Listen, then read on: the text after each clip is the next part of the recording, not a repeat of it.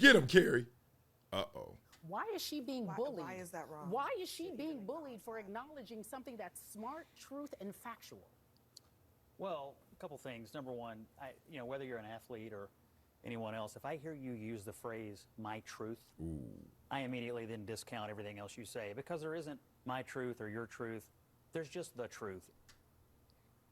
So far, he's standing 10 toes down on business. Who is this guy? Goodness. I think we all slip up at times, and usually, I ain't gonna go get Freudian on you, but if you go to my truth, you know you hiding.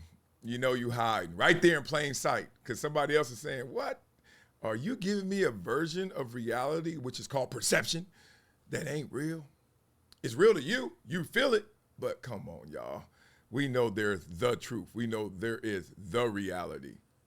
Everything else, that's on you. And when you start using phrases like that, it tells me that That's not true. Your brain has been captured by something that I don't really respect. That's not true.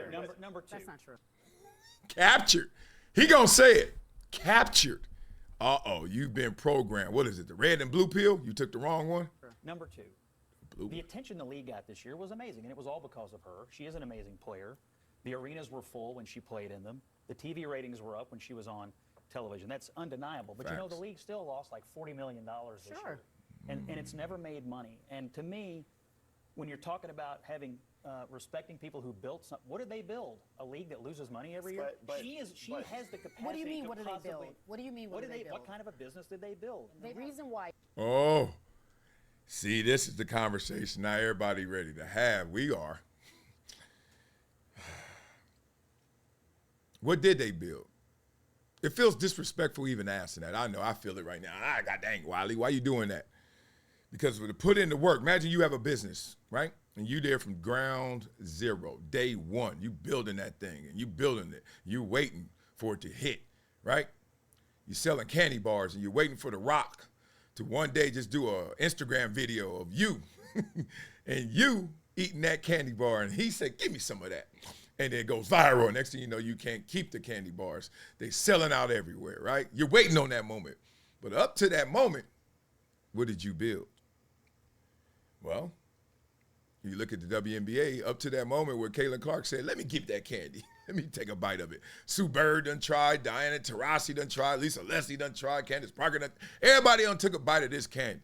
And it didn't hit like it hit this year. But even though it hit, it still didn't make money. But boy, did it get the buzz it needed to send it on its way.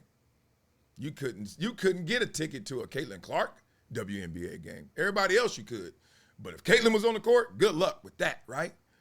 So where are they right now in terms of being a business? Let's keep going. it's still up and still running, whether it's losing money or not, is because of these black women who are in this. Isn't it because And of the so, investors? no.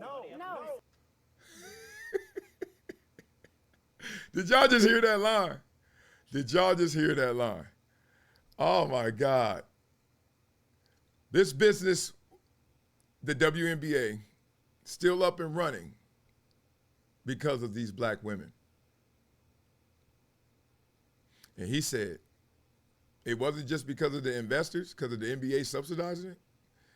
That's the difference between the truth and my truth. Stop it. You stop it now. It's not. I was in Dickies Arena. Who pays for it? I was in Dickies Stop it. Arena. Let me just tell you. I was in. It says more about the people who are getting offended by it Yeah. than That's what I just her. said. I think they're just disappointed that she appears to have been captured by the woke mob. You don't like She's the like word. being gracious. Here's the disappointment. It's the white privilege. Hold on one Let him second. articulate this because I want to learn something. I feel a little bad for her because she's going to learn that it will never be enough. No matter how much of the phrasing, no matter how much of the groveling you do, it will never be enough for the people in that league that hate her guts. It will never satisfy. Let's talk through that one right there. Ooh. He obviously, like me, saying, oh, that was a pandering message. And we're going to get detailed into it, but it was a pandering message. It's okay. Look, she's a superstar, and, you know, when you're a superstar, you got PR firms telling you, it'll be nice if you said this or that. Or maybe she just felt, look, I'm sitting here across from Maria Taylor, a black woman, who's asking me these questions that are about this league that I know that was predominantly, I can't even say, beyond the population. I can't even say in terms of impact, but It was because a lot of black women were playing it. I don't know what it was. It's like, to this guy's point, they weren't making money. They weren't making noise. What are you talking about? I tried to jump in when Skylar Diggins was there because I saw her at the ESPYs and met her and got to talk to her. I was like, damn, and she that beautiful and can ball? And I started, you know, they showing all her highlights. She Gatorade Player of the Year in high school and all that. I'm like, let me see. Let's go. Never mind. Never mind. And it wasn't her. It was just the league. When you watch, you're like, never mind. And now it's something, and now we're going to act like whatever it is, it's still not a profitable business, and that's where they're going. But his greater point is, you went down this path, it will never be enough. You will never make everyone love you, just like you will never make everyone hate you. Think about it. Think about all the people who are infamous, people who are just living or dead in infamy. Whoever you're going to say the name. Does everyone love them? Does everyone hate them? Does everyone love Taylor Swift? Does everyone hate Diddy? We can keep going. You get it? Not everybody going to be on your side. So her to do something that's not authentic and then thinking that's going to change how people view you, no, you're going to lose some and win some. You're going to gain some and lose some. And that's just what happened. You just swapped it out. Let's go. Assume They hate her that guts. why do Yes, you they assume They that do she not. is trying to pander? Isn't it Because also I hear the language. Scott, It's the language of the pander. Scott, I listen. hear the phrase white privilege. Sports is the one place where nobody on the field has any privilege at all. She doesn't get extra points when she shoots because she's white. She gets the same number of points as anybody else. Sports is the great equalizer, and it just felt like to a lot of people that she was groveling for no reason because she is an amazing player who deserves all the accolades she's getting right now for doing what she's doing for women's basketball. All right, we That's my sound. She's acknowledging her truth. You heard that at the end. My man said that. She's acknowledging her truth. But is she acknowledging the truth? His last point didn't totally represent what sports is. Sports is not just about points, right? It's not just about stats. Like, we can interpret stats and take them to somewhere else, right? So I wouldn't equate like her stats or her getting points, etc., as telling all truth. You want to know why? Case example, Ray Lewis versus London Fletcher. We did that before on this show, but if you guys don't know, if you squint and you look at the numbers, they almost are the same guy. Seriously. London Fletcher, yes, London Fletcher and Ray Lewis, if you squint, they are almost the same guy. Now, obviously, Ray Lewis had bigger moments, Super Bowl moments, etc. He had the dance. He just was a fan favorite in a different way that was more popular. But stats didn't tell the whole story. Our interpretation took it different. And that's why his statement wasn't fully encompassing what sports are. Because you can take something, you can take from a player and make him something he's not. Yeah. You can look, we just did the video on Deebo Samuel. Deebo Samuel's had one great year. And then, all right, a year or two. And then most of the years, the other 2 or 3 years, like, But he's Deebo Samuel, now coming from a high, now in decline. Where there's other guys who are not heralded, and you're like, damn, he always getting it in, always balling, don't get the same love. Mike Evans doesn't get the same love as Deebo Samuel, I feel like Deebo Samuel got more popular than Mike Evans. And Mike Evans, those are Hall of Fame numbers. You get my point. So to say sports is just about the stats and she only gets 2 points like everybody else, absolutely correct. But that's not the entire picture. And I love his point on that. Like, guess what? You go out there, black, white, whatever, nobody cares. I hit you, you're a baller. Nobody cares that you're, okay, the black quarterbacks and all of the issues they've been with, but now black quarterbacks have succeeded. Black quarterbacks make most money, Dak Prescott or Lamar Jackson, except black quarterbacks, that's kind of yesterday, saying the plight of the black quarterback. Walk with me.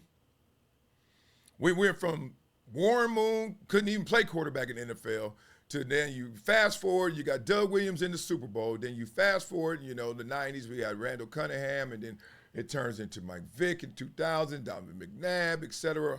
Sorry if I'm skipping over somebody who had tremendous impact, but the point is Mike Vick gets 2 $100 million contracts, first guy to ever do that, black guy, right, at quarterback, etc.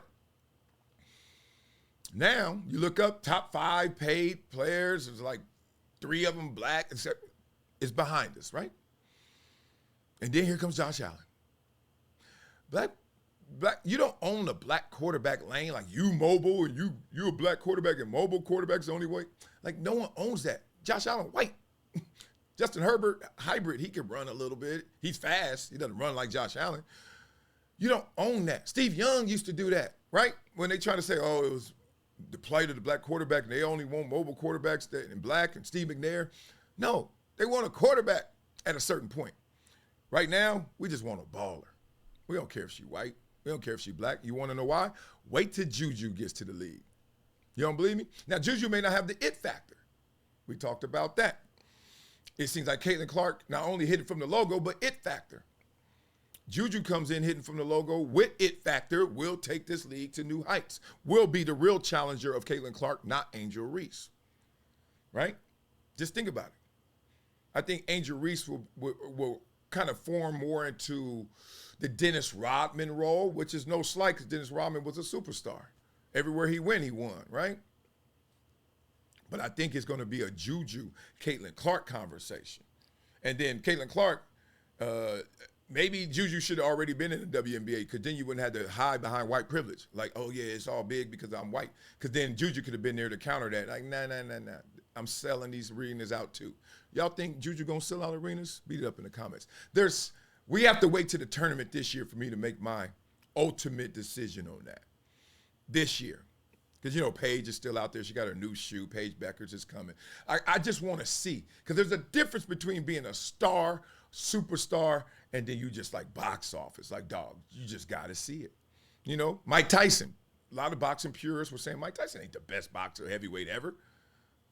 But it was something special, sensational, to the point where he could retire, still have a gimmick fight, and we still watch it. That's what Caitlin Clark effect is. It's just a different animal. Please stop trying to label it. It's okay. Just acknowledge it's a different animal. It's okay if you don't know the name of the animal. Just be in awe of, wow, look what they're doing for that league. And all that they're doing, still not profitable. That's what that guy was saying. Which is gay. He's like, what is she? Like, first of all, don't pander and say it's white privilege. It's not, because you just balling. 2, even you balling with white privilege, what have you done? You have not made them any money. You just closed the gap of their deficit. Wow, that's gangster. Whoever he is, he was raised in the hood to what the heck? Gangster with it. I love it too much. All right, y'all. Make sure you log on to projecttransition.org, please, and become like Tamron Wilkins, a one-time $25 donation supporting Project Transition. Become a gym member, a giver every month. You guys got to help these itty-bitties out, help these kids out, right? We help give them experiences, educate and empower them through experiences. We take them out their comfort zones, their locale, and give them those exposures and experiences. Help us do that. Continue to do that. Yep. And if you do that, you will become a gym member. And as a gym member, guess what? Gym members get this book sent to them. Never Shut Up. I love that book. Why? Because it's about my life. Oh, nah, there's some great lessons in there, seriously. Like 4.8 star rating on Amazon. Like, people love the book. I can't lie. It's really a great read, but I'll send that to you if you become a giver every month. I will. And last but not least, let's see if this, we got a new beat. New beat alert. Let's see if it's done. Oh, y'all hear that? Hey, oh, slower. Let's go. Let's go. Bang it.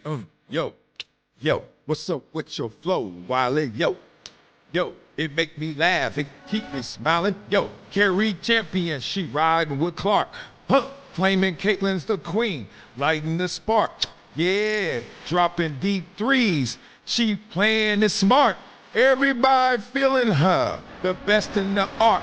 Critics in the back saying, hold up, wait. There's Asia on the throne, y'all set it straight. Yep. Respect Caitlin's grind, but the crown's up for grabs. A league full of queens, can't ignore them stats. Carrie showing love, she loud with her stance.